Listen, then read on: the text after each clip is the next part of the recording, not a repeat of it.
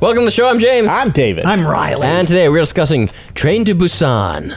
We'll laugh, we'll argue, might get a little too into it, but at the end of the day, they're just Korean movies. Spoiler alert. That's what a zombie sounds like. Is there a zombie in here? Yeah. What? We're the show that Scrabble ship called So Far So Fun in their 5-star review because you know why? We are apparently able to argue without hostility. Are we? You know what, Scrabble ship? You haven't watched the old episodes. I mean, there's a couple tense Before ones. I took meds. But even those, I mean, the Star Wars ones, Yeah, we get fired The up. contentious. Prestige, The Fountain. There's a few hot true. ones. Yep. Now we're cool. so We're cool. mellow We're as chill. fuck. Super cool. Chilled out. Next week, Heat. Woo! We didn't even plan that. Let's get hot. We are natural podcasters. We're doing Heat. It's a Michael Mann movie from the 90s, got Pacino and De Niro. It's awesome. But today Cappuccino. it's Train to My Busan Dunkachino. all day. So David, what are you giving this movie out of 10? Nails the beats of the formula and dips its toe into something more important. 8 out of 10. It's a good movie. Nice. Riley. One of the coolest zombies movies ever. One of the zombiest movies ever. Comes so close to transcending the tropes of the genre, but I guess the track got blocked or something. I really liked the movie until like the last third. 7 out of 10. I still like it. It's good. It's a good movie. See, I'm the opposite. The first 30 minutes, I was like, Oh, really? Yep. Yeah. Picks up middle. It's a good movie. Good movie. Leaves me ultimately unsatisfied and kind of upset. Go, James. Fine acting, pretty cool zombies, characters that exist. Train to Busan doesn't do an exceptional job of really anything except inciting me to yell at my TV when the characters act stupid like. 6 out of 10. Wait, what? Wow. Didn't really like it. Characters change. Meh, but kind of. Sucks. It's okay. 6 out of 10. Wow, I'm surprised. You don't think death is a change?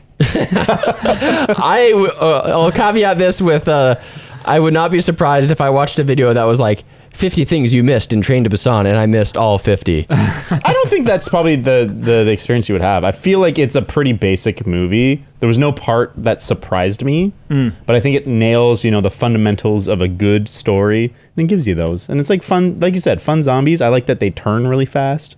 Yeah. Well, They're sometimes flippy. And I like that. There's some good little world buildings and a couple rules that are set up and paid off and some good stuff. I agree with that stuff. 6 out of 10. It's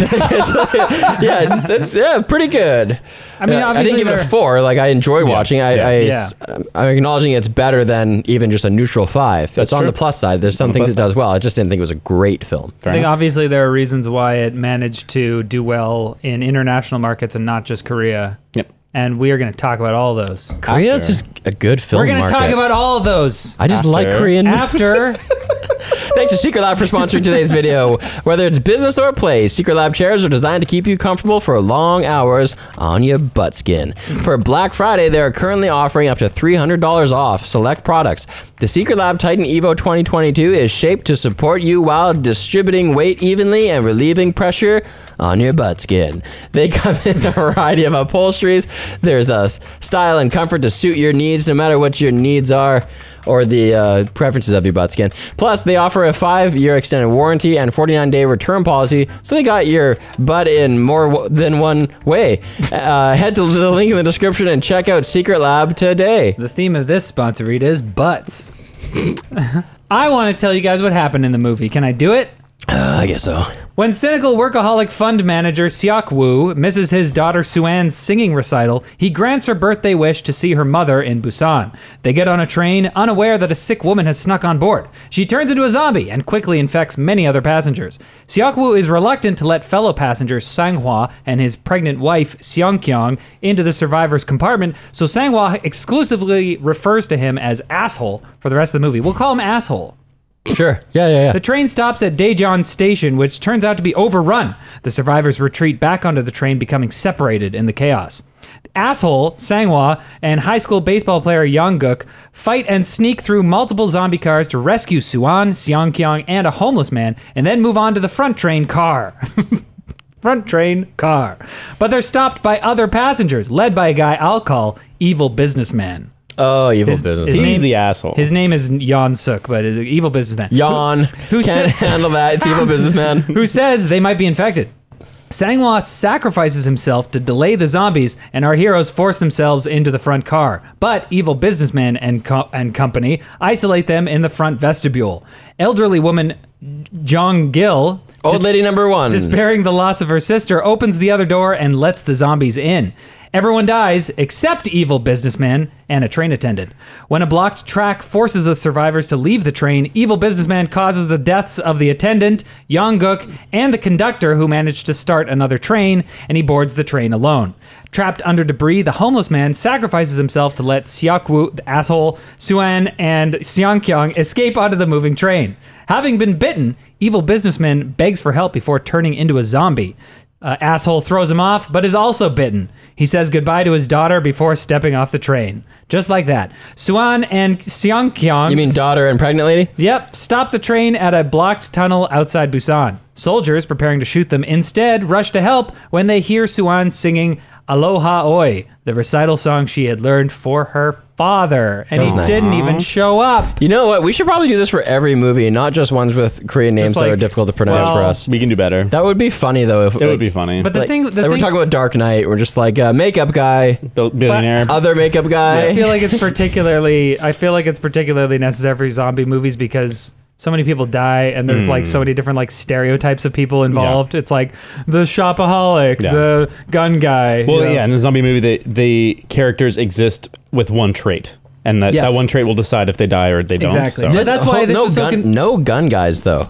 That's one gun thing that's guys. interesting about this movie. It's not in America. There's there's it's no a zombie guns. movie with no guns. It's actually weird. Does Pretty Korea, sweet. I like it. South Korea have strict gun laws? I'm assuming. I don't know. I like that this movie isn't super violent. Like that's such a trope of Western zombie films is that it's hyper violent, and it was refreshing to be able to not carry the burden of zombie exploding heads all over the place. I was just like enjoy the action, and I enjoy that they don't kill that many zombies. They kind of just like move them out of the way.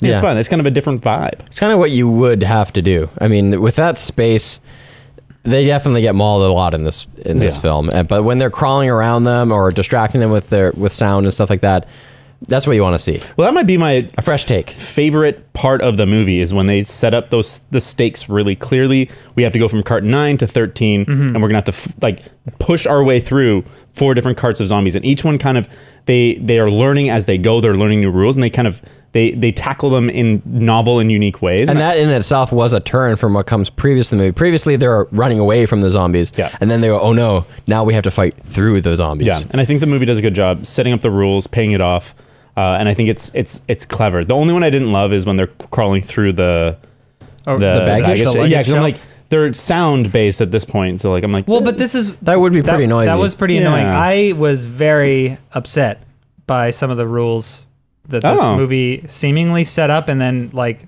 ignored or Let's see if I changed. can- Let's talk about those later, though. We will. Let's talk about what we like. Quick thing on South Korean guns, though. Yeah. You can own guns for hunting or target practice, but they must be stored and registered at local police stations. As it should be. That's similar to something wild. I always wondered, like, for the argument of, the sport of shooting, like, why can't you just own a gun but just has to stay at the shooting range? Anyways, don't want to derail this entire podcast. Yeah, sorry. That was just really interesting. The comment section is already doomed since I just said that. Yeah. Because but it is many of our but it viewers is are a really American. interesting point because like most zombie movies that I've seen are American and they all involve people getting a hold of guns at some point. Yeah. And this one is just like they don't have them. Not a single one. It makes the whole movie so much more interesting, and I think we've like been desensitized to zombies because it's become less of a horror thing and more just kind of like a fun apocalyptic scenario. How would you kill all the zombies? Would you attach a chainsaw to a big stick? Which can be fun in its own right, but for this sure. movie, it's nice that it takes it pretty straight-faced, but they are threatening without being like gimmicky. Like Right. the zombies they're just zombies, and you get them right away. They're like they're fast. They're and 28 days later They're strong zombies. as you They are. transform very fast. Yeah, They turn very fast. and they're not smart. Like they can't figure out. They can't do problem solving, which sets the rules pretty But clearly. the difference with the guns is a cultural. It's not just the fact that it's a commuter train and why are these people going to work have guns. Because if it was trained to Orlando, like if it was trained to to New York, to Dallas. there would be people on the train with guns. well, There would the be American concealed carry people. There would be a security guard with guns. I mean, yeah, the American remake that's in development hell. Oh my! Last Train to New York. You just called it. Oh, really? Yeah, It's in development hell. It's in development. It got Thank goodness. It got given a release date, and then the release date got like canceled, or like another movie moved in that slot. So that's usually a sign that the movie either doesn't exist or That's like so is way off. I think I heard about that and tweeted about it. I was like, this is so annoying. It's an interesting conceit. I don't think the movie needs to exist again, but it's cool to be like, to take two comparables, you know, like, okay, it's a zombie movie, but now there's a geographical constraint where it's like going to be super linear because they're on the train. Yeah. They can only Yeah. do certain things, you know? Then you get interesting things like, how do we, we got to crawl through the baggage. Well, yeah, we need stowing. to do more of that. Like, Speed started the like Die Hard on a bus, and then there was like Die Hard on a cruise ship, and then Die Hard on a thing. We need to get more of that, Like speed not on a train. Yeah, It's or just like, Die Hard. Just Die Hard. Yeah. Or like Lord of the Rings on a cruise ship. Oh, Okay, We let's- had that. We'll talk about Rings of Power at the end of this episode. Let's continue talking about the good stuff in this movie. Yeah, the zombies themselves are creepy. Like how fast they run, how fast they like flip around when they're Oh, riding. yeah. That's I- all really well done. And I don't even know how they did it. Like it doesn't look like sped up footage. It's just the actors going ape Yeah. shit. Apparently, they took inspiration from some games. I think like 7 Days to Hell and Silent Hill, like the nurses, the way they're all yeah. like jerky and stuff. And it's effective. I think go ahead. Oh, I definitely noticed some. I was gonna say I definitely noticed some special effects when like zombies are like getting up from the floor, and it's like, how would you even do that with muscles like the right way? You know, like so there were definitely some times where there were some like maybe speed ramping or something Hoisted going by on. wires. Yeah. I really like some of the crowd But it looks physics. Because I think the movie doesn't do the like World War Z thing, where you go super far and there's like a million zombies and they pile. Yeah. But there's a couple shots where it's like the crowd sort of bulges, and it must be a CG Yeah, what's thing. up with that? It like surges. Yeah, and it's cool and effective, and you're like, oh fuck. There were some World War Z moments. Yeah. A couple, but they Yeah. were never overwhelming, and I think No. when they happen, it's effective, but it's never distracting. What's the deal with those crowd surges though? I remember it probably happens 2 to 3 times in the movie. And the first couple I was like, whoa, cool. But then the last one, it's when they're getting chased, when they're on that getaway engine, the final engine. Yeah. And they're getting chased, and then suddenly there's this like big ball of the zombies, and I just don't know what I'm supposed to think happened there. Like, did one of them trip and the ones behind fall on it? It was or- kind of jarring. It was a little bit visually confusing about what happened. But Did they I all think there sprint were, at the same time? I think there were like 2 tracks separated by trains, and then the train stopped. So then these 2 masses of zombies were chasing It's the like train. and they kinda convalescence. Combined and like stumbled over each other and stuff. Okay. One, I Yeah. think, it's like the instinct is to grab stuff. So I think the zombies have grab instinct, and so once they can one person grabs, they can grab onto the next zombie, and Yeah, just, that was kind of cool. Oh, when they made that like raft. I like that raft behind, a lot. That was cool. That was cool. It was dumb that it weighed the train down. That was dumb. Because That I'm was like, the train is built to tow like a million cars behind very it. heavy things. But I think it's okay when movies do things that if you don't think about, you kind of like instinctually like, oh yeah, man, 1,000 zombies, yeah, that would totally slow down. I think so. I think for most people, it's not. I unfortunately deal. had too many immersion breaking, like that's dumb moments watching this, which we'll get to later. Is there a zombie movie that doesn't have that though? I don't know. That's the question I have, but we'll get to that later. The main thing that I really loved to see in this one is the very, very, very clear, maybe too clear, I don't know, but I enjoy it.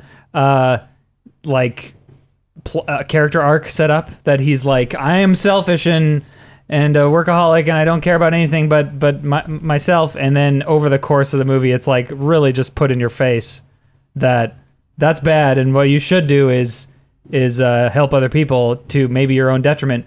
But the other thing that I really like is the fact that they have the example of the elderly woman and her sister losing her sister, and as like the inverse, and be like, maybe you shouldn't.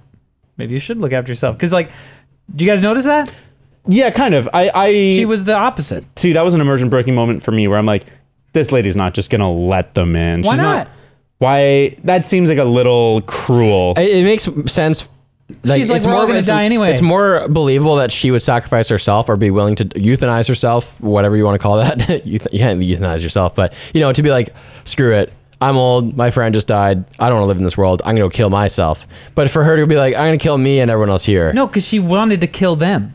Well, because and- they let her die. Oh, they let her sister die. 50 and things you missed in Train to Busan. And then she was angry at her sister because I don't know if I didn't catch them.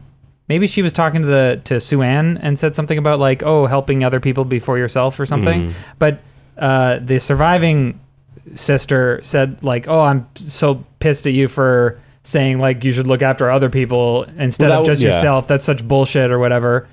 And yeah, she was looking at her and angry that they let her die. So then she was like, fuck you guys. I'm going to die too. We're all going to die. So I'm just going to like kill you now. You guys don't deserve to live if you're going to act like that. I think that works, but I don't think the movie communicated it super well. I think they could have done maybe a little bit better job communicating her intention, I guess. Because I think she said very specifically, like, you were always saying, like, put others before yourself. That's bullshit.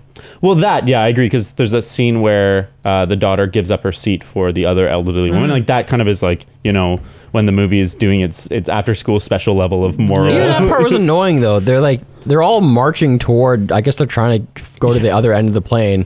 And they're like, what if we just, like, sit down right now and let everybody pass us? I was like, what are you doing? Yeah. That was not the time. Well, they just needed a break. They needed a little rest. The zombies were blocked off at that point. I know, but it was just dumb. Like, you're just slow. They're old people. Well, and Asshole and his daughter. They also said Asshole and his daughter. Yeah, well, he wanted to make a phone call, right? Because he's still obsessed with. Hold on, I don't want to get into all this right now. Good stuff. There was a Nintendo. There was 2 Nintendo Wiis in this movie. This 2016 movie. And a DS. And that was really weird. Why is there a Nintendo? Wait, why Wiis? was that weird? It's 2016, dude. Wii U's out. Switch is 1 year away. Nobody bought the Wii U. When did they film it, though, I guess? Probably 2015. I don't know. It characterizes him further as being a cheap ass. That's fair. A cheapskate. He gets the last year's model. Is he cheap? I mean, he's I don't think he's cheap. Casually I was buying joking. Wiis. Mostly joking. But they're cheap. You released They're 4 years old. The Wii U came out in 2012? Yeah. What? So oh man, the Wii U was 4 years old. Because the Wii came out when I was in high school. Yeah, man. 2006, I believe. Holy. That's a good question. 10-year-old console? Why did he get... And it's weird because it's his subordinate who's like, he's like, what's cool right now? What are kids into? Yeah, what are kids into? Wii's, I guess. Maybe Korea had a surge of Wii later, or maybe the movie's set in... Yeah, we didn't know this, but it's actually... This movie I don't think so. The smartphones are like modern smartphones.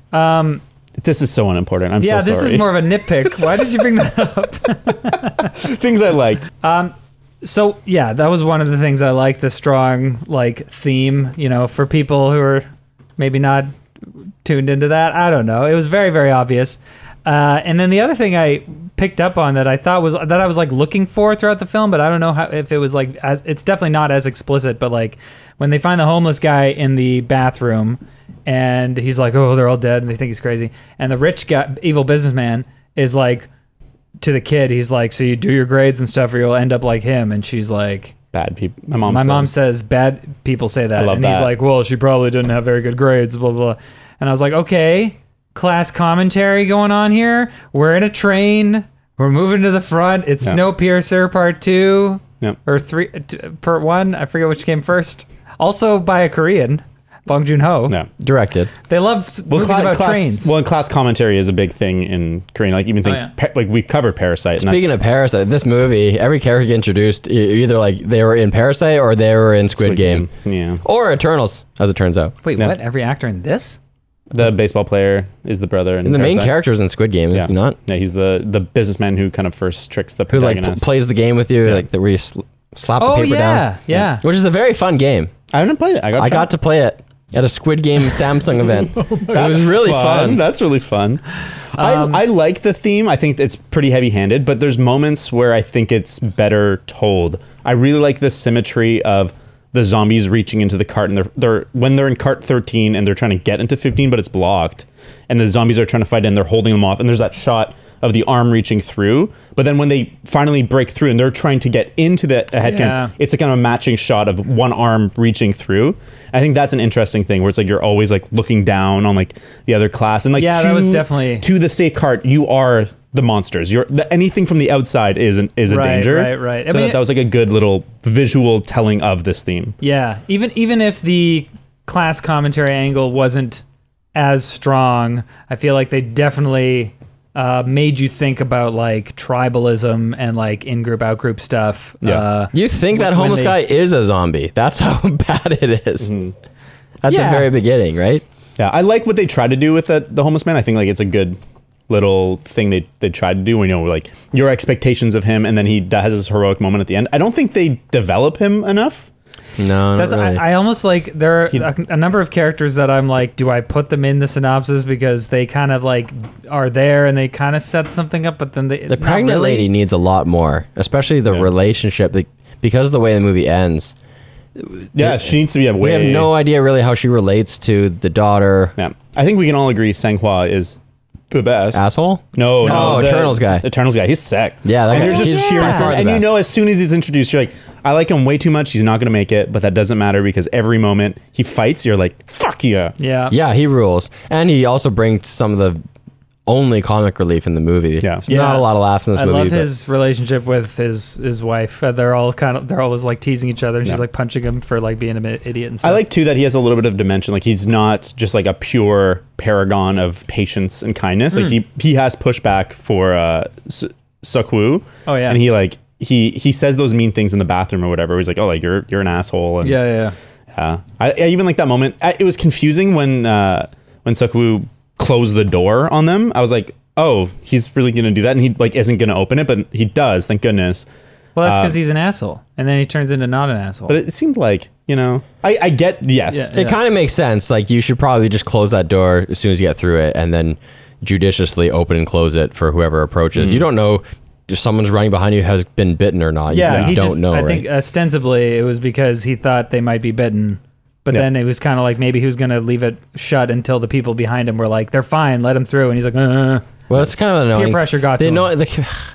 The communication in this movie is annoying, right? Especially that big scene where they're like, where they get shunned from the group and they have to leave the car. They say, we don't know if you're bit or whatever. Just check them. It's like, there's so many solutions. They didn't talk about any of them. Yeah, and even like the business guy being like, look at his eyes, he's infected. It's like, huh? Like they have like these pale blue eyes. It takes They're like infected. 20 seconds for them to turn. Like, the longer we have this conversation, the higher confidence that I'm not think infected. I'm willing to forgive some of the like ridiculous behavior of people in this movie because you're panicked. You're in like a like life or death But when situation. it's been like 7 hours already, it's like, okay, this is the safe car. The next car over, that's the quarantine car where we're not sure. You have to hang out there for 2 hours. Yeah. And then the car after that is like where we have our front line. Yeah. Like just like organize. well, I think they were organized and they had cordoned off the zombies in the back of the train on the first train trip, and then they stopped at the station. They got off. All the military people are infected, so they all run back, and now they're all in different cars all over the place. And I think it so it's also like, you can't to me helps communicate. get that. I'm sorry. I think it also helps to communicate the idea of like when you are being logical, there is enough resources, there's enough safety to go around. But as soon as you're focused on just yourself, there's not enough. And that's what you Right. want in a zombie movie. You want the human. The most dangerous thing is always the other humans, Yes. And I love that. I think The that Walking Dead. God, I hate that show. right? Well, the show turned into I never liked it. into whatever. First season was like okay until the finale, and you're like, what? First season was good. Yeah, Second season was boring as fuck. Third season, I think it got good a little again, bit. yeah. I think that's when I stopped watching. I heard, yeah. That's a good move. Right after it got good. This is too good. I'm No, gonna leave it here. but I mean, I only watch trash. Okay. I said that because the meme with The Walking Dead, or maybe that Robert Kirkman has said that the title refers to the humans. being the one. They're the Walking Dead, not the zombies. Yeah, and I think They that both is, are, that but- is essential in good zombie media. Is that zombies serve to push humans to the brink and then reveal something about our nature. Right. And I think this movie does kind of try to do that. I don't think it really reveals something super insightful about humanity. No. I mean, it definitely tries to do that. Like, even just the fact that comments. they know they're arriving in this next city, and the guy's like, okay, well, I'm going to try to get a leg up. Like, all the populace are going left. I'm going to try to go right. That's a total thing. Nepotism and any kind of leveraging relationships you have. That's fair. There was this old racist guy at a gym that I used to go to. I don't know why he started talking to me. We got to the point where he would talk every time he saw me in like the change room or something. He'd start talking to me. I forget what kind of accent he had, but he used to always say to me, he did this again and again to the point I had to eventually just like not talk to him anymore. But it grew into like, all this multiculturalism and diversity, this means nothing. And shit hits the fan, it's going to be Asians with Asians and whites with whites, and everyone will just divide. And it was very not cool. not very Canadian. but actually rings true. I believe Well, that's sure. probably true. Like if humans there's a just go- zombie situation or a nuclear holocaust, there's complete chaos. You're just gonna go like, I know you. Right, like, I'm right. gonna yeah, fuck everyone else. Like pointy yeah. stick. Ah. Racial thing aside, people are going to like look out for them Segment, and their yeah, own, and for that's sure. it. 100%. If Yeah. someone else speaks a different language or something, you're Yeah, not going to yeah. screw with that trying to get past the we're not language gonna make barrier. diplomatic relations with other countries, Right. but I don't think that it'll be necessarily like within countries that have multiculturalism. I don't think it'll necessarily be divided among Yeah, race that's what I lines. was Well, I'm saying. not going to die on another guy's hill. That's what I would say, but yeah, I mean, so I appreciated that the movie. I mean, do you guys? But think I it will was say this, too actually. Hold explicit? on a second. I will say this. It depends on the nature of the conflict. If it was like a war with China, I could definitely see a lot of not Chinese, even Canadians, being like, Well, sure. Well, I'm sure that there's precedent for that even in the last war with the Japanese internment. It's just like everyone's a suspect. We Well, don't of know course. But I think who's a double agent. We're talking about zombies, though. Let's talk about zombies. Okay. If you're having a war with a country made up of predominantly a different people group than you, But what if you're yes, having- you're going to alienate them and you're going to come up with little slurs. But and what if we everything. have war with a country that's predominantly made up of zombies?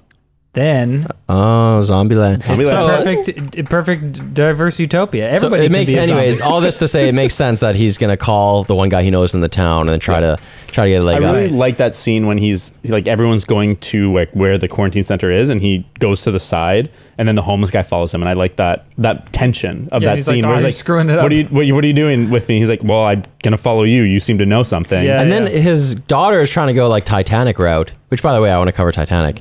But she's going the way of like get as many people in the lifeboats as possible. But she's kind of naive and it's like, well, that's not how the lifeboat kind of works. Like I'm trying to like I can only like get in and get snuck in into and get Well, whatever yeah, extra access I can if there's only two of us. If like, that's she how doesn't- favors work. Well, she didn't know that he had like military friends who were supposed to pick him up or whatever. It's like Yeah. they can't pick everybody up, obviously. Yeah, stupid kid. Yeah, so dumb to be moral. Did you guys grasp the involvement that his company had with the zombie thing? Because like, there's clearly like an implication that his company is involved in, Yeah.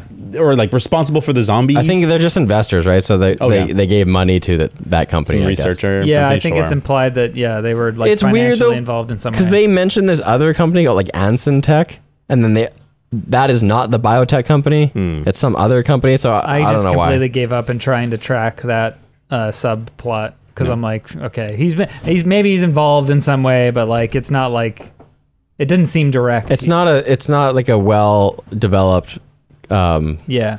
criticism or it's just surface level. Like, are they responsible? Is capitalism responsible for something like Right, this? right. He I mean, represents- yeah, I guess they didn't do their due diligence and shit happens. Yeah, I Wuhan, appreciated who knows? I appreciated the presence of evil was a joke. businessman.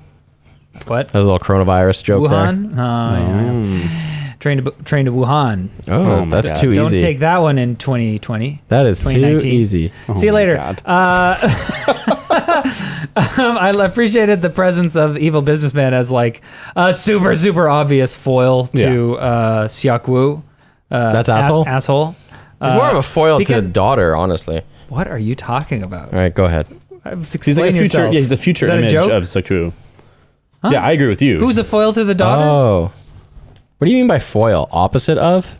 A character who is meant to contrast and compare with the protagonist. Like he's not the opposite. Yeah. But at the end of the movie, Seok Woo, sacrifices or nearly sacrifices himself for other people multiple times. He tries to help. He goes from not caring about other people and only caring about himself Too actively. to caring about other people and trying to save other Yeah. people, even if it means putting himself in danger. Yeah. And that's his arc. Whereas evil businessman just stays static. He's selfish the entire time. So by the end of the movie, he's a foil. So I don't know if that's technically a literary So foil. basically, if you don't change, this is your fate. Yeah. Yeah, well, even like the final showdown, I think is a good example of that, where until he's turned, he's asking for help. Yeah. he's like, bring me to my mom, Right.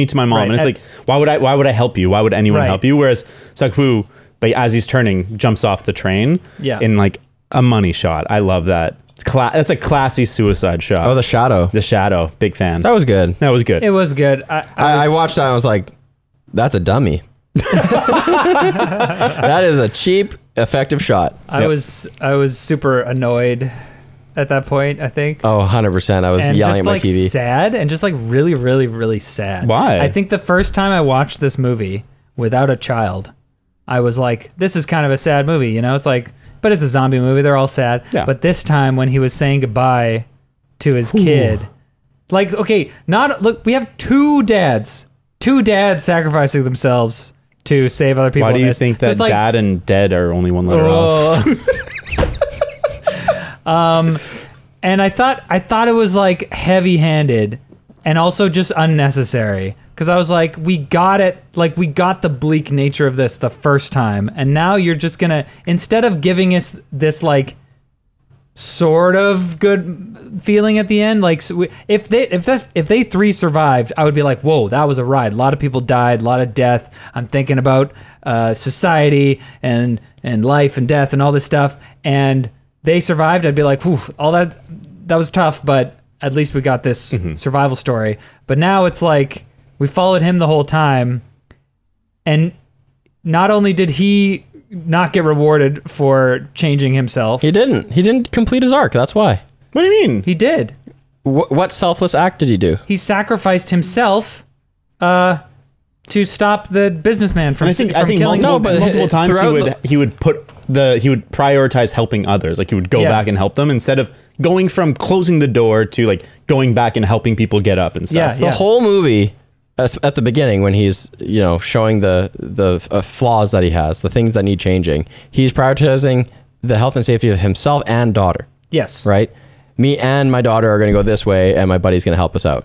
Then he realizes that he needs to be selfless, and he oscillates between, like in every good movie, you oscillate between like your essential self and like the shittiness self. Oh, and so I you see the first thing he does that's selfless is he doesn't have to, but he helps the homeless guy to get off the train. Yeah. And that's when the homeless guy like steps on the can. Yep. So that's him going towards the selflessness, the good. Yeah. But I would argue that at the end, when they're on that engine, he doesn't do a selfless act. No. I'm totally on board with you there. All he does is, once again, try to help himself and his daughter, Yeah, who he's been trying to save help the whole time. A selfless act would be like if he saved the whole train load of people, including assholes, by sacrificing himself, which he doesn't do, and I guess that's why it's a tragedy, and that's why he dies. Even there think, would be though- hard to differentiate, because if his daughter was there, he'd be saving her too. So maybe he Yeah. only cares about her. I think I would argue that the arc is complete. It's just finished really early. Like he arrives at the point of being willing to sacrifice for others way too early. He doesn't oscillate as much as he probably should in the way that you're saying,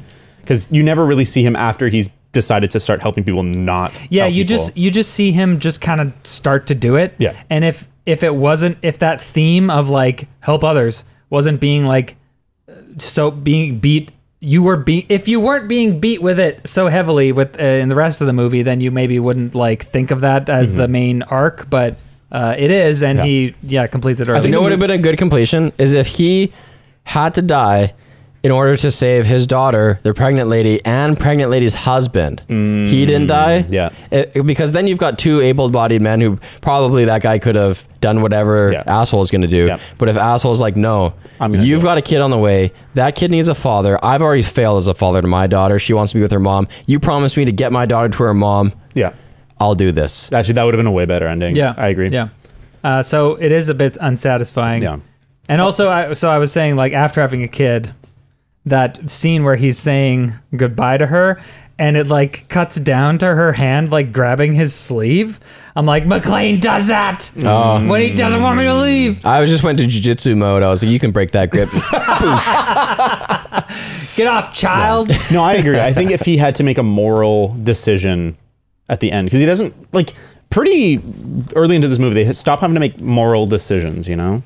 They kind of just do. They just kind of act. Yeah. That's not as interesting. I think the movie's missing a dimension in its third act.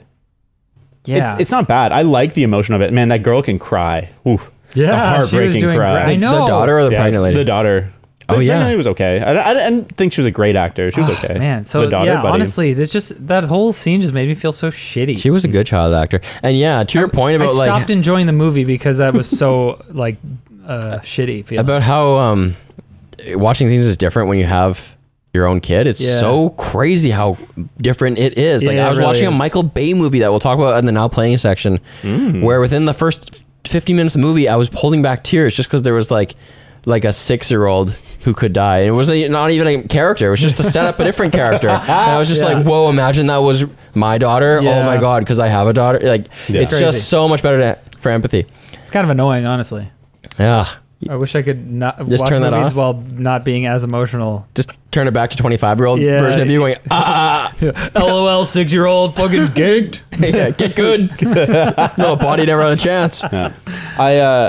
I feel like the third act isn't an escalation in a way I'd want it to be. You know, like the villain is set up as absolutely despicable, gets no redemption, but he doesn't die as satisfyingly as I'd want him to die. You know, I was saying, I'm like, I think these are the words I described. He needs to be at least bit on his asshole by a zombie. It has to be at least that bad. And it's like you don't On even his see asshole? him. You don't even see him get bit, and he just kind of like is turning, and it's Well, sort this of like is the thing, and Sorry, I feel wait. like when I attack this, I almost have to go into the nitpick section because now I want to move into everything I hate. And it's like, it's one of those movies where almost everything I wrote down is a nitpick. So it's like, is there even a nitpick section, or is the whole podcast a nitpicks? But I was so annoyed. When we go to nitpicks, I'll talk about all the different times where I was yelling at the TV, but I was really pissed off because this is the culmination, the climax. They're on that frickin' engine. They open the door. There's the asshole, not main character evil asshole, businessman. evil business asshole, and he is in the process of becoming a zombie. And obviously, the thing to do is to kill him Right now. as soon as you can. Yeah. He's gonna get more aggressive and more dangerous. And to your point, it would be more satisfying if you killed him early, because then he's not just like a zombie animal that you're killing. already dead. He's still that fucking Yeah, you asshole wanna- that screwed us over the whole time. you want push him him to under the feel- tracks or something. Yeah, you want him to feel the defeat. Yeah, you could defeat him, and you'd have that Schadenfreude of like, asshole deserved it, when you're doing a horrible thing to a person, and you get away with it because they're about to be a zombie anyway. Yeah. So it would have been sweet if you just take him when he's begging for his life and his mom and his eyes are turning blue, and just be like, not today, motherfucker. Tied him up to that chain and kicked him off. Yeah. And then he turns into a zombie as he's dangling from the chain. He's bounced off the tracks and Oh, just gets yeah. totally blown up and vaporized. Just like, fuck yeah. That would be- That's how he needed to die. That would Yeah. be so much better. I agree. Wow, James. Boom, on a roll Yeah. today. You Especially should make a Korean zombie movie. I should make Yeah. a remake. Last Train in New York. That's why that movie exists. Someone else was like, this could be better. Yeah, even that final grappling sequence is just like frustrating. He's like, okay, yeah, obviously he's gonna get bit or whatever, and it's gonna happen, but like, it's just lame. It's What's just the deal with so the not chain? good. He ties himself to the chain, and then he's holding the dude. I'm like, well, that's perfect. He can jump off while holding evil business zombie, jump off, and then everyone's safe. And but then he doesn't. He just undoes the chain and stays on the You need engine. to say bye. You can't just jump off and You be can't like, say bye, dangling. bye, daughter. See you later. Still there. Love you.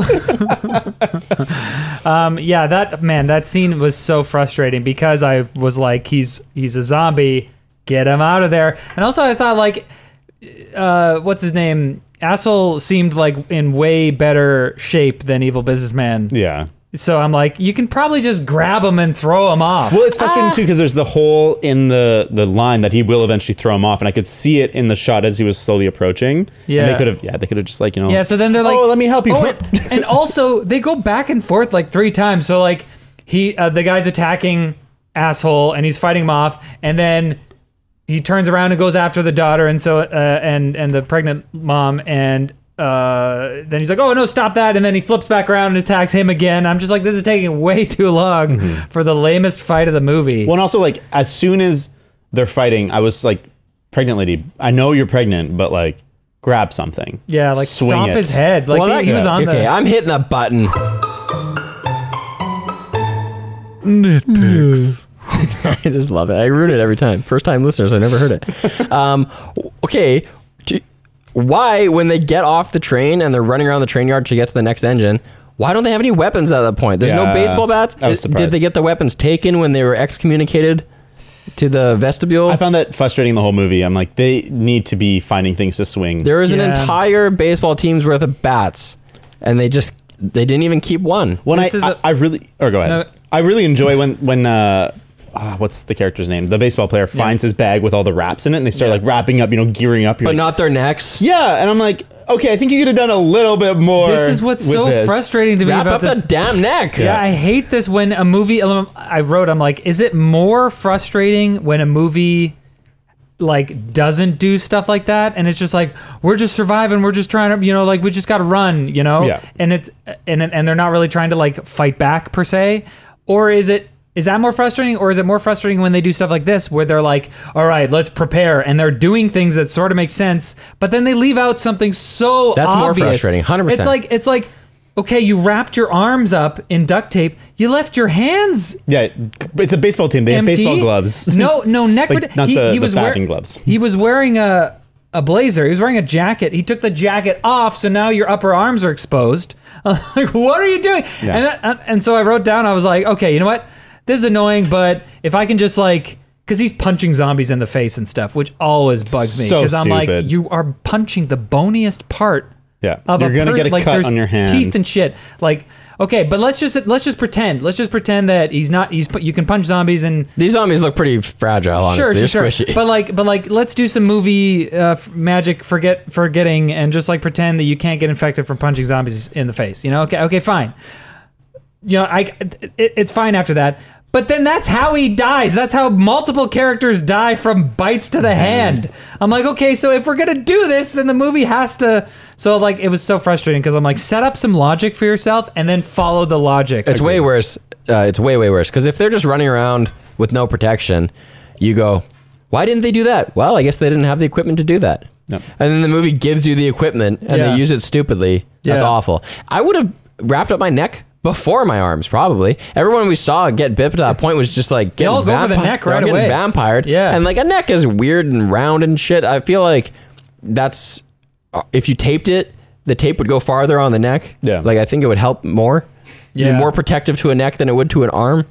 Arm is just like mouth shaped, just Then- going right on there. Maybe they might. Yeah. Maybe they might have Batman suit syndrome where they can't turn. their I might head. have even taped up my whole hand. So sticky hands. Well, that's what I was sucks. surprised is that I thought they were wrapping their hands, like be fighters and punch, Yeah. and like, they get a little protection from punching the mouth and then kind of killing yourself by hitting their teeth. Now that said, that scene where they wrap themselves up and then go on like take on the zombie car. That's a cool scene. It's a cool fight scene. It's a really yeah. It was okay. The I was action kind is of good. frustrated by it. I thought that I didn't like their fighting strategy. And I thought, okay, I'll give them till they get through this car and then they can iterate and they go, you know what I think we should do? This strategy. Yeah. But they didn't. Because it's clear that like they just weren't working together well. The one guy with the shield should be at the front and the other just pushing in them, and then the other guy just bats heads all day. But they didn't do that. Yeah. They had the shield guy punching people, and the other puncher at the front, and the guy with the bat was at the back, just like fighting his own battles, and it was just stupid and uncoordinated. From a tactics perspective, it was kind of frustrating. But I appreciated the part where Sang-hwa is like, all right, I'll take up the front, then bat guy, and then asshole, you can be at the back because you only care about yourself. And I was like, okay, so there's a thematic thing here. That kind of works. But then they gave them tools That's not that what don't happened really at all. work with. Yeah. What do you mean? Oh, That's what they said, but they that's broke not what they ha- formation. Yeah. But I liked, But I think pretty quick they move on from trying to straight up fight, and then they start using their brain. Like I like when he has the two phones, and they crawl up into the middle. And they call a phone. That was a nitpick for me too. Really? That's a nitpick for me. They go from point A, they move to point B, they throw the phone back to point A. It's like, why didn't you just leave it there? Why do you have to throw it? That's a good point. You started there. Just leave your fucking phone there. Walk to where you want to go. Call your phone that you just left there. That's a good point. It's not I didn't even. even think It's about not that. even more dramatic. Like, because I said this out loud. I'm usually dictating. My sister happened to be watching with me. She's like, well, maybe it's because it's like just more epic to throw your phone over there. But I can imagine lots of camera shots where his phone's left there. You could do that with impact. You could still be like, I oh, think he it's- left his phone there, sick. I think you it's could still pull it off cinematically. I would agree with your sister where I think it's easier to get a cool shot, from the angle of the phone sliding in than trying to do like, a time ramp like onto the phone. So I think I guess that would be the defense I would give it, but I agreed. Logically, they should have just left a phone. What if he broke it? When he threw it, it just exactly. never rang. Yeah. I don't know. Nope. That was annoying to me annoyed me. because I'm like, wait, you're probably gonna need your phone, and then he just like threw the guy's phone away. Yeah, not even his. I know. Yeah. Just Hey, like, give me your phone. Give me your phone, and You don't like, need I'm- this. Yeah, you're not gonna have it anymore. Yeah, that's Should have been. We should have recognized that as a movie telling us he's gonna die. The jackets you're talking about. So you kind of changed my view here. You're saying if you had a little blazer like that, you'd keep it on. Of course, It's mild bite protection. Yeah, I guess better than nothing. I keep on everything you can. I just kept Like, thinking, because they might so even be able to hot. bite through take something. those damn jackets off. You would be so hot. Well, And you'd be hot, they but- eventually did take them off. Is it better to be sweaty or Same with dead? the bloody hands and bloody face, especially when he's like the scene where his hand is trying to grab his little child's finger and his hand is all bloody and her little innocent fingers, and that's a nice shot, I guess. But I was just like, wash your fucking hands. Like, what if it's blood? Like, what if you just need blood in an existing cut and you get a zombie? And then 10 minutes later, he finally does wash his hands. I was like, This is what's so frustrating to me about zombie have movies. water. So often zombie movies act as if the only way you can get infected is by a zombie literally biting you. And I'm like, okay, but everybody has little, like, if blood gets into your fingernail beds. it's about viral load, Riley. I don't know. Honestly, I was wondering that because when he's washing his hands, you see all these abrasions and stuff. Yeah. They even do so many close-ups that you start to wonder if he is infected. I feel like that's pretty world building nitpicky, where it's like that's just the real zombie. It's zombie saliva. It's not just like No, they it's just blood. Is there blood? When did they say that? Zombie It's cum. in fluids. If it's in saliva, it's in your blood. No, but I'm saying that like You can get it from anal sex. What about a weird zombie virus like can't exist on only saliva? You know, like I don't know, fucking. I think I'm just like any zombie movie that acts as if you can only turn into a zombie from actually being bitten is stupid, because it's like that's not how anything works. It's not like there are any diseases Vampires. in real life. Vampires work like that. Right, but vampires are like magic. You know? So are zombies. No, they're not. There are magic zombies. You don't know anything about what happens. These in aren't this. magic zombies. You don't know that. It gets out They of a tell us biotech. nothing about this they do. universe. They take it. They say it's a biotech biolab, leak. yeah. A great example of this, you can get infected from anywhere thing is in 28 Days Later. I'm not sure whether it's in that or 28 Weeks Later, but the characters are walking under a bridge. There's a zombie crow perched there, and a drop of blood falls from the crow. Just as a character looks up, the drop of blood goes into his eye and he turns. And if you think that is unrealistic, people get hit by bird poo all the time. Exactly. So I love zombie movies as like an opportunity to explore this, what if scenarios. Okay, if there are zombies and they have something in their blood, and how would you protect from that? Like I appreciate these movies as movies, but I also appreciate them sort of as like thought exercises about what if in this scenario. Does rabies transfer by only like would you get rabies if you got infected blood on you? On you in a cut, yeah. Well, in a cut. In a cut? Yeah. Would you? In a cut, yeah. Sure. You think it's just in saliva? No, I don't know. I will say I think that's really neat as a sequence, but I don't think it's super important to have believability. No, it's important to have believability. Realism isn't super important in a zombie movie. Well, It's a zombie movie. This is why I contrasted earlier, though, between movies that try to set up a system and don't try to set up a system. If you're just saying, all right, we're not going to really think about the logistics and the lore and like how this mechanics work or Then whatever. don't show people suiting up. Then don't show people Fair. like specifically trying to address. Okay, what about this example? Because this pulled me out a bit as being stupid. It was almost like Patient Zero, Patient One on the train when the original Patient Zero is biting this other lady. Eventually, that lady like emerges from the initial conflict, and then she's like running down the aisle with Patient Zero zombie riding like a piggyback, Yeah. like still biting her in like a piggyback, and she's running down the aisles. And I was just like, that's so stupid. That would never happen. That's not how conflicts happen. They always like go to the ground. She'd be like fetal on the ground getting bit. It's a good visual, but it's just, I don't know, pulled me out a bit because Sure. I just thought it was a little That pulled me unrealistic. out too, because especially because people were like, "Oh, what's going on?" What is that? It's like they're bloody. Yeah, it's hard to do zombie movies where people aren't aware of what zombies are. Yeah. And it's always a fine line where you can't really have characters be like, "Oh my god, zombies!" But you have You to need have, someone to be like, this is some zombie shit. Yeah. That's why I think it works better to do zombie stuff almost as like a postmodern take. I think Shaun of the Dead does it really well, or even the episode in Community where they all get infected by zombies is great. Because as soon as Troy and Abed see zombies, they're like, zombies! Or like there's a scene where Troy's character, sorry, mild spoilers for a 10-year-old Community episode, Troy is like, I'm gonna defeat the zombies with the power of friendship, and he's had his character arc where he learns that it's okay to be a kid or like be childish and enjoy stuff, and he's suited up in his alien loader outfit again, and he's like made of PVC pipes. He's like, yeah. He's like, I'm gonna defeat them by the power of friendship, and he like goes in, and the music comes in, and he's like goes, but as soon as he steps in, the zombies just grab him and bite him. And he's like, why did I think this would work? And it's like, that's good because you can kind of make it played off as comedy, but to do straight face zombies, it's so hard in a world where we've all consumed so much. We all have like our own scenarios in our head. I accept like when movies like do it like this where no one knows what a zombie is. Yeah. And so everyone's like, oh, they're somehow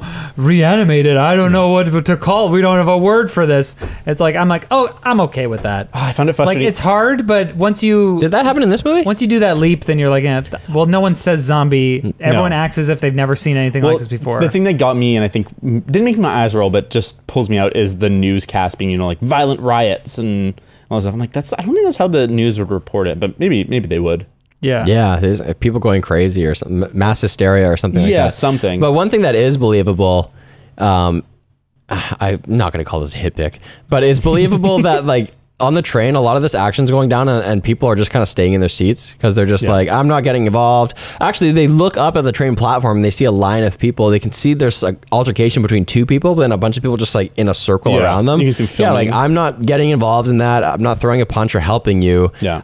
Especially the culture, Korean culture, I understand it is more deferential too. Right. To just being like, oh, just be respectful and stay back kind of thing. Yeah, don't. So that aspect of it seemed very believable. I like some of those moments for sure. I think the movie doesn't nail the like, Z-Day montage, that every big zombie thing has, where it's like, this is like how it happens, how people come aware. I didn't feel like the rising tension in a real way. Right. But They have it a bit when they're communicating with other stations. It just comes over the intercom like, oh, we can't A little stop bit. here. Yeah. I thought that was good. I guess it's hard. They keep it small. Yeah. I think the gold standard of zombie stuff is The Last of Us. I think that like it superseded any, traditional movie or TV show. And I think that the way they do their like really thrilling, exciting, and emotional Z-Day moment is hard to top. And I think this does not come close. I'd have to agree. Last of Us is like top tier, S tier zombie content. We'll see the show. It's coming out next year. Nitpick. I'm not excited. When the homeless guy is in the bathroom, and they get a little subversion there. You think you're going to see the woman getting bit, but Yeah, it's I like the that. homeless guy instead. That's cool. And adults are talking. It's asshole businessman is there, and then the train employee is there, and they're talking about it, and they're witnessing this homeless guy. And then the kid just like walks into their conversation, just walks right in front of them, is like partially in the bathroom. I'm just like, how are they not smacking this kid out of the... Get the hell out of here, kid. And then the businessman like ruffles her hair and stuff. Yeah. I'm like, what? That might be a cultural difference. Yeah, maybe. I think it was just I'm just like, you were touching Yeah. this child you don't know way too much. movie convenience. Related to that first zombie, huge nitpick when the train staff just like doesn't notice them getting on the train. I thought that was really stupid. Yeah. He's like looking. He like is looking the right way, looks the other way. They kind of like run Someone on. just sprints by. Yeah. Especially because Was that a flaily sprinter person? and I think they like make a big noise. He would see too. her running from a ways away. Like, yeah, I thought that was silly. I'm the worst at my job. Big nitpick is the opening. I thought was interesting, like with the dummy doing the thing, and then almost like the people are dressed like the dummy because it's like they're walking them through. But it almost tells a story of how people are seen as inanimate objects. People don't have value. I'm Sure. Yeah, that's But reading into it a bit. But I didn't really get the point of like hitting the deer. It's like, what a Yeah. fucking stupid trope. And then like They just want to show a zombie earlier in the film. I guess. Because then they're going to go home and see some family life for a bit. So they just want to set a little tone I don't know, promise there. I just thought that beginning scene was like, you can do so much more with it, and they don't accomplish much. And it's not I don't know. I thought the same thing. I wrote down, like, I don't know if it's just because I've seen a million zombie movies or not, but that truck scene with the deer and then asshole reading the article about all the fish dying. Yeah. And he's going, oh, and on second thought, I was like, okay, is that because that's related to one of his stocks or something? And so, or one of their ventures, or maybe, but like, it seemed just kind of like, oh, some crazy shit's going on out there in the world. Hopefully nothing fucked up happens. I don't know. Also, It's just do seemed a little farmers in quiche. Korea regularly leave roadkill in the middle of the road? He just hits that deer and doesn't drag it to the side or anything. He just Well- looks at it and goes, oh, today sucks. And then he drives away. I don't know. That seemed okay with me because it was like, okay, it's a quarantine zone, so he's probably like, no one's gonna like very few people are coming by here. Or And maybe I also- don't want to touch it if and it's also diseased. I And he can has see- his own livestock to think You know, about. he's a working class guy. He's like, that ain't my problem. I got shit to do. I don't want to lose my He's job. You also over should this. annoyed. say that then. I don't know. Also, I that's so stupid that one of the first characters you see is this guy in his like Ebola suit with his mask on and everything. And then the driver pulls up. He just He's takes his standing mask 2 feet away from him. Then he pulls his mask down. But that could be intentional. It could be a movie convenience that you should be pissed about because it's just like they want to show his mouth because it's not. That's all. Yeah, that's obviously. why Or they it did could be they're not taking this seriously. This is how his stuff spreads. You know, he's only wearing his mask to appease his employers because he puts it back up when the guy drives away, exactly when you don't need it. It's just kind of annoyed me. I noted that too, but I wonder if we're only really Our noting pandemic that because brains? of COVID No, brain. maybe. Yeah. Question. When they arrive at the first train station and there's like helicopters that fly overhead and then zombies jump off the helicopters. They're falling off. Yeah. What? They don't Yeah, jump. my sister was like, they're dropping zombies that's what I from thought hell. too. Wait, what? No, I was like, no. They obviously were just like clinging onto a helicopter that someone escaped in, and then they can't hang on anymore. That's how I read it. Okay. Yeah, zombies were swarming a helicopter and it took off. Yeah. But then, okay, I don't know. And they hung on until they couldn't, and then they fell. And now it's raining zombies. So why can't they hold on any longer? Zombies? Yeah. Well, They saw some other humans they're that went still to bite. made of material flesh, so like you can't hold on forever. I don't know. That seemed dumb. And to also, me. there's swaying back and forth. They're gonna get guess. knocking off. You know, Yeah. it's like a helicopter. I did really like when. You ever tried to hold on to a helicopter? Oh, every day. I have actually. In Captain Really? America, the I'm Winter hover Soldier. exit certified. Or I was. Expires. Oh yeah. Wow, you're Yeah. so cool. That's, I'm that's pretty what I go to a fancy celebrity gym. You know, that's the workout. Is you get a helicopter on one side and you like bicep curl it. You could. Those really light ones, you can push them around when they're hovering. That's pretty cool.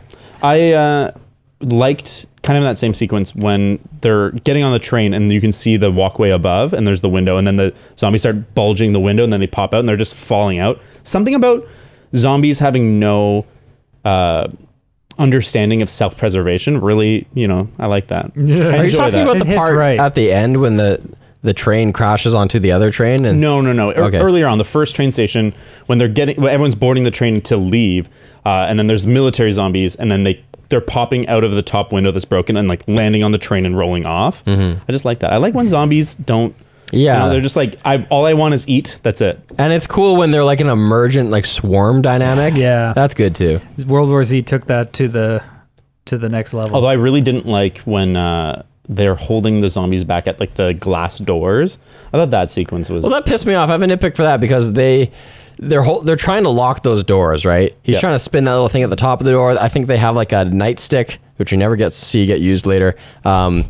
Because they're they use using it. it to close the door. So they slide it through the handles to close the doors, right? So there's a long sequence where they're holding the door shut, trying to lock it for so long. They finally get it locked. The instant they're locked, the glass shatters on all doors. what? It's like, is it the locking that made them more susceptible to breaking? Like, That was pretty unsatisfying. Yep. Yeah. The hell was I that? Like, I why should have did you gone do a this few, like this? seconds. let me just go off here because I have 3 in a row that where I was increasingly pissed. Okay. When they're fucking in that situation I was talking about where the other train crashed and all the zombie-filled train is like right over top of them. I love that. Yeah. That was cool. But then asshole makes a little like hole to get out and they just like don't get out. I'm like, fucking go. And then homeless guy starts sacrificing himself and they're just washing it. I'm like, he is sacrificing him. Fucking go. He's sacrificing his life so you can go and you're just watching him and you're not going. And I was so pissed. Now is the time. And then my note, we already talked about when he's fighting the businessman. My note is literally, throw this asshole the fuck off already. Throw him off already. So I felt God. with Sang-hwa. And I mean, like, zombie movies are sort of designed to have you yell at the screen. That's true. But it's frustrating. Yeah. And when Sang-hwa is, like, holding the door, I don't know, he just kept putting his hand out. And I'm like, dog, just, like, don't have your hand out there. Keep your hand well close to your body. Clearly, he doesn't understand the danger of zombie bites to the hand. Yes. Multiple times in the Well, movie. you know, Which raises the question, how does this kid even live with her dad? In what world does this guy That's get? what I wrote down too. I'm like, this guy got sole custody of his kid instead of the mom. Does I she can work see a that. lot and I like can- grandma lives with dad? So I can see that if he has like tons of money money. and she had nothing, so it's like, okay, you're not gonna be able to take care of him. She also seems but doesn't like, she get spousal support then? I don't know how it works in Korea. I have no idea how it works in Korea. that's true. Maybe they have patriarchal society where the guy can get custody. Maybe. But that would never happen here. Yeah, in North America, it's more likely that the mom gets custody, but then it was like, okay, he wanted sole custody of her so bad, but then he's so busy with work that he can't actually raise her. So it's like, why is he just doing that to spite the mom? I should a bigger expand asshole this. than he seemed. Yes, a father can get custody here, but the context here is that she is a better parent than him. Yeah. And the kid likes her more and wants to be with her. So it's like, this doesn't make sense. Why is she not the sole For parent? some reason, I'm not going to be able to substantiate this, but I got the feeling sort of while watching the movie that she maybe was like unstable a little bit. And so When? when he was on the phone, I think he was on the phone with her. Was he not? In the beginning, in the very beginning, I think he was on the phone with her, and then the daughter was on the phone with her too. Yeah, he's on the phone with her, but all you hear is like him saying, yeah, I know it's her birthday, of course. Stuff like that. Yeah, it's like, I'm really busy. Did you know it's her birthday? Yeah, or maybe not. I don't know. Maybe that's why I said I can't substantiate it because I can't remember exactly why I thought that. But anyways, that was a bit of a weird characterization. It could have been. They could have just put it the other way, where the kid is visiting him and he has to bring her back to her mom, and so like he's trying to make the most of what he can with the precious like weekend he gets with her, but he only gets those weekends, but he still screws it up and doesn't give her enough attention. Maybe that would have worked. that would work. Yeah. Sort of a nitpick or a hitpick. I don't know. Suan's mom, the ex-wife, is in his phone as ex-wife. Yeah, we joked about that too. Okay. That no one would ever put. But I was like, ex-wife. is this a translation error? Is it like, is the movie saying BT Dubs, this is his ex-wife? It's just a lot easier for the audience to read ex-wife than to be like Sarah Jane, and you're like, who's Sarah Jane? Right. Oh You yeah. could you just think wrote wife would have been fine. You think that in Korean it said ex-wife? I think so. Okay. Yeah, Hilarious, that's. though. I'm like, damn, he's just that dick. Like, why know- didn't he just write like bitch?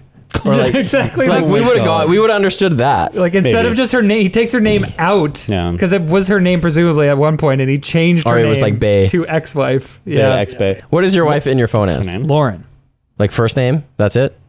and her last name. First name, maiden, last name. Same with me.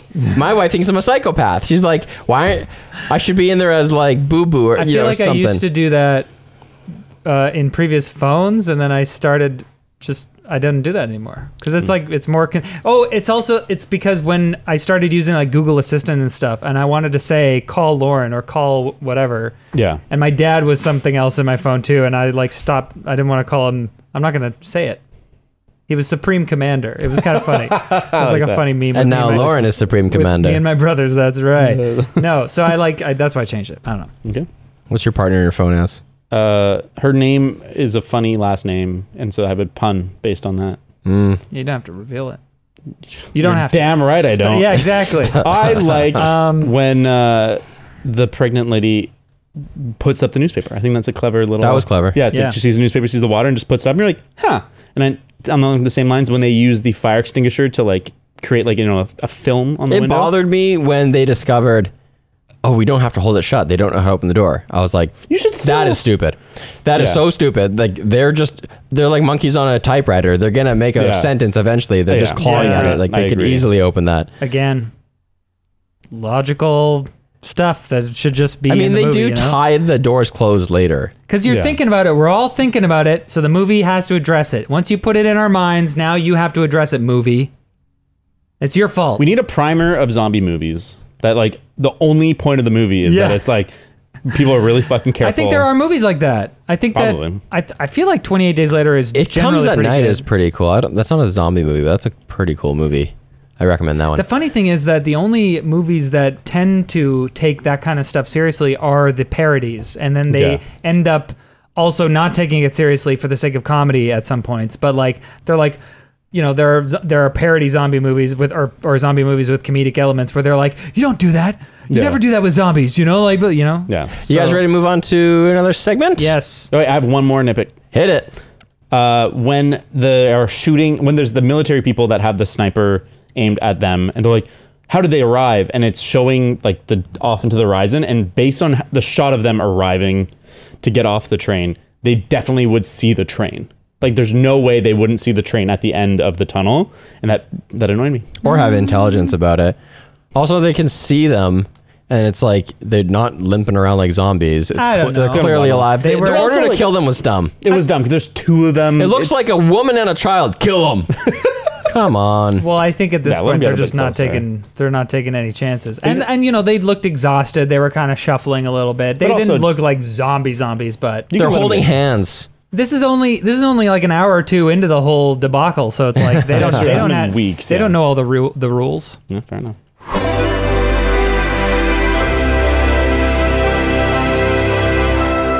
Spoiler for Rings of Power. So, Rings of Power. We've all seen it, finished it. Yep. What do we think? I think it ended up being way more disappointing than I was hoping that it would be. Halbrand looked kind of stupid on that mountain with a cloak on, hey? Holy With shit. the emo. I think dumb. like as the show was progressing, I was kind of like, okay, this little game of trying to figure out who's Sauron is fun. But then once it was revealed, by the time it was actually revealed, I'm like, this feels weird. This Yeah. feels kind of janky to have Sauron, the Dark Lord of Mordor, Just being be some like, dude. well, I just want to bring peace and I'm a hot guy. And like, I don't know. I like that aspect of him being like, yeah, I'm not here to like, destroy. I'm here to reign and bring Yeah. peace. Like that's fine. I think the problem is now when you watch the Lord of the Rings movies, you're like, underneath that mask, Halbrand. Yeah, exactly. I honestly would have liked it more as Adar. Yeah. Well, Yeah. Adar was cool. I think my guess is that in the later seasons, the next seasons, he'll appear as someone else, and there'll be that game of who is Sauron again.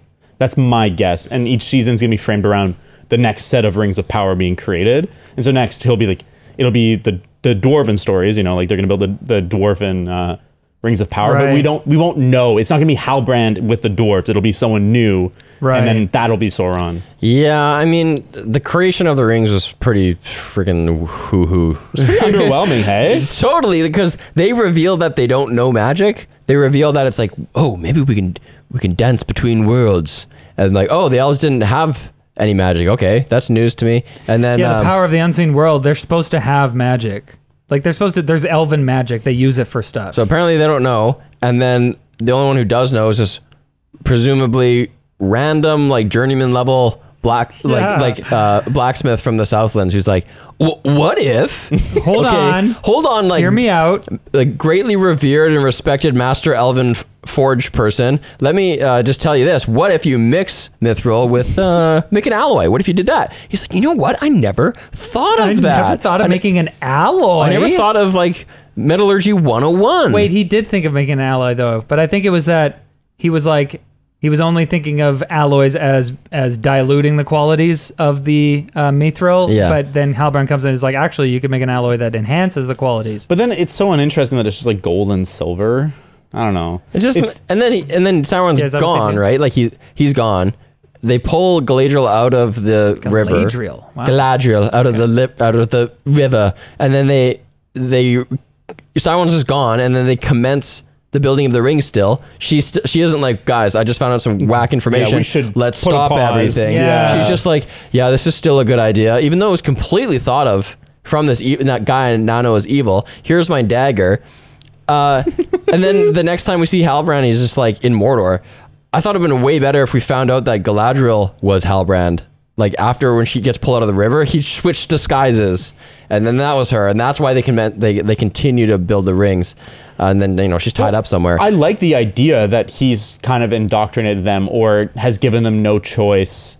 Like there is no other option but to continue, even though they know that like the risk. But the movie or the show doesn't really communicate that well. I don't think that like it feels like they're not like there isn't a discussion of like we have no choice. We have to.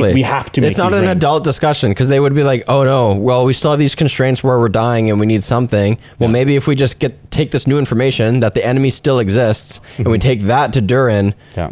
We can like do something. Well, and even if they're like, well, like there's a real danger with these rings, and he's like, and Galadriel's like, well, Sauron doesn't know the power of the elves. We will conquer him. Hubris. Yeah, you needed a sin for them to commit, so that's why Sauron beats them. Instead, I'm just like putting the hubris thing onto them. Well, I guess this shows that they're Yeah. Pretty good. they just think they're too good. They did it pretty It's their good. own downfall. I did like the payoff of the stranger storyline because early on we were like, who is this person? As soon as the show is like, it's Sauron. You're like, it's not Sauron. Yeah. That was too easy, but that was fine. And the emotional payoff, you know, of like, they're trying to convince him to be bad, and he's like, I'm not bad. And he like pushes back. You're like, okay. That was the, okay. Okay, tell me about how you felt. No, okay. So I feel like I was annoyed by this whole Stranger thing because Things?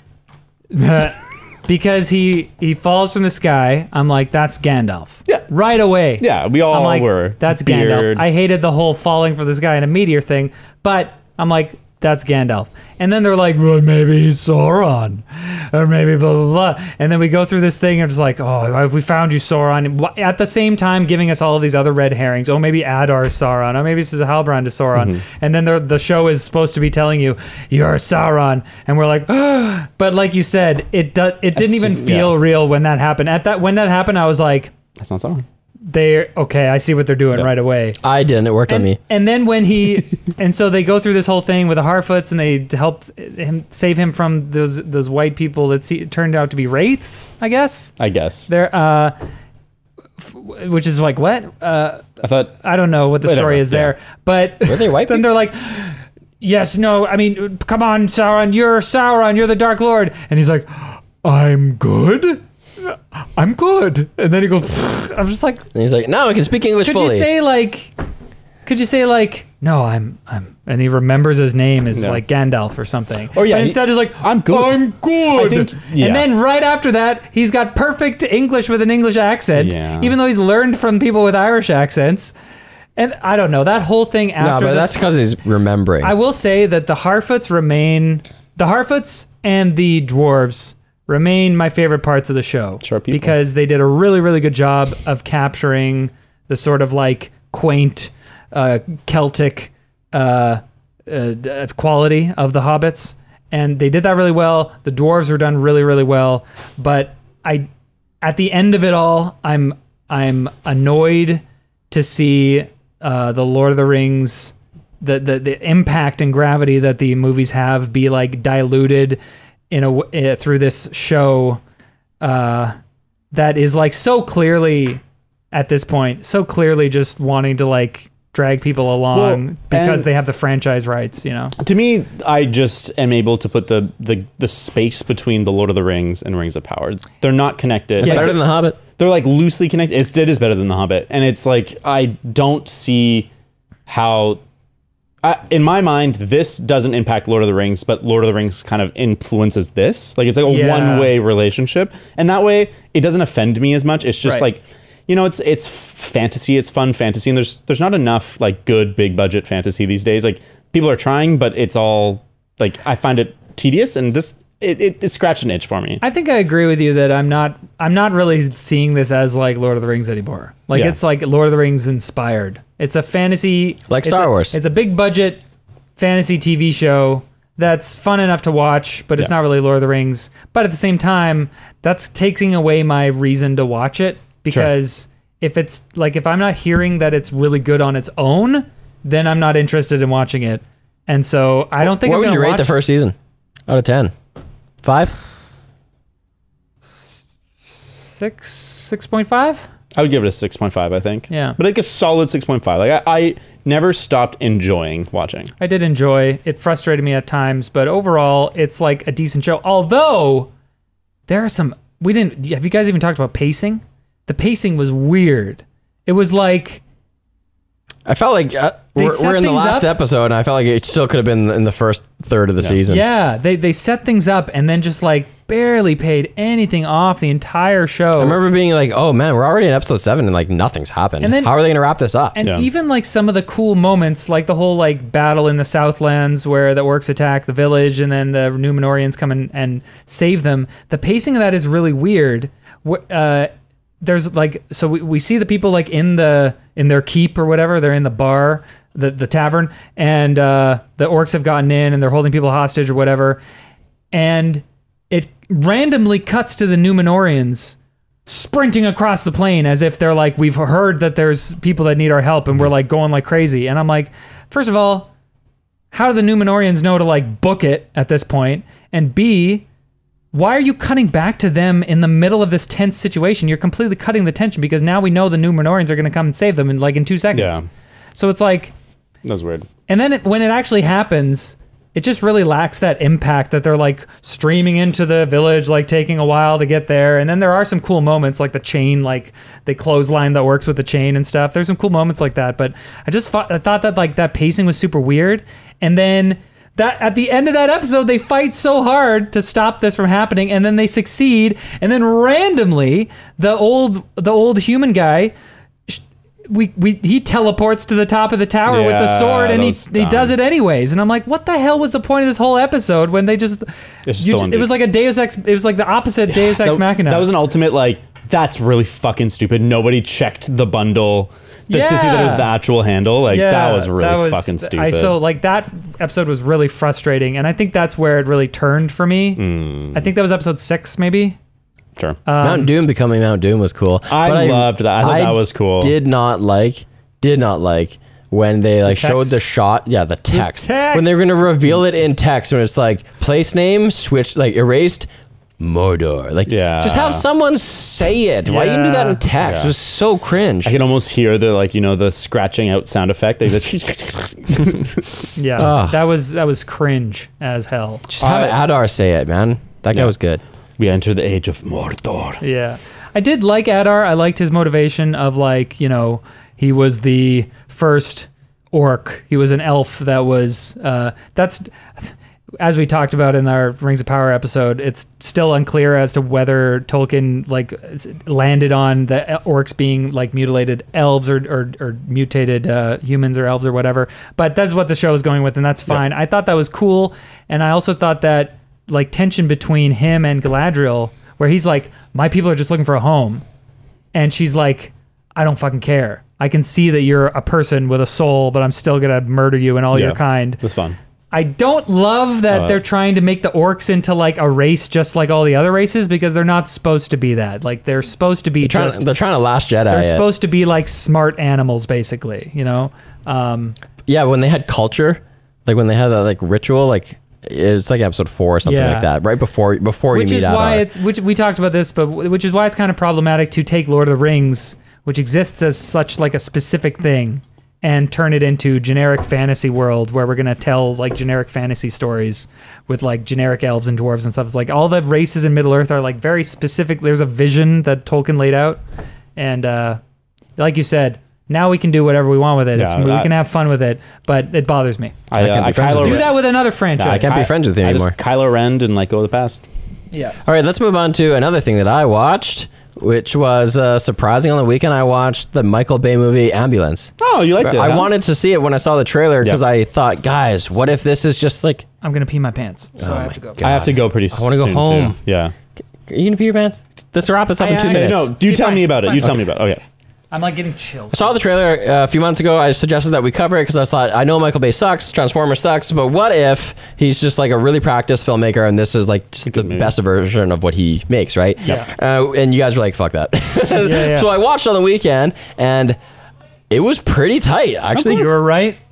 It wasn't great. I'd give it a 7, but it was pretty tight. And what it was kind of groundbreaking at was it has all these drone shots, but like FPV, like sport drones. Oh, cool. Not just like Planet Earth drones. Yeah, fine. There's car stunts where the camera, which is on a drone, like zooms under the freaking car that's being jumped instead of it just being like a steady cam where the car doesn't move. It's like the camera's moving and the car is moving. It was like insane. That's cool. Wow. They kind of overused the drones a bit, but it was pretty badass, and the sound design was sick. Okay, sick. I mean, part of me wanted to see it just because I knew that kind of like cool like action filmmaking stuff would be there, but I just it sucks my soul. Yeah, it could have been shorter. It was definitely a cheeseburger movie, but if you're gonna try to audition your surround sound, it was a great surround sound movie. Recommend. Pretty cool. Nice. Wait, what are we doing next? Next week we're doing Heat, which is perfect because that's another heist movie with a great soundtrack. Great sound design. From the same era of Michael Bay, basically, but it's the better Michael Mann. I've never seen it. I'm excited. It's you have seen it. It's called Dark Knight. Oh, okay. Yeah, he took a lot of inspiration from the legend is he watched Heat every day while he made. Wait, really? You'll be like, oh, it's the Dark Knight. Okay. Okay. Email us, hello@thereJustMovies.com, and you can tweet us at TJMPod. TJMPod. It's in the game. Love you.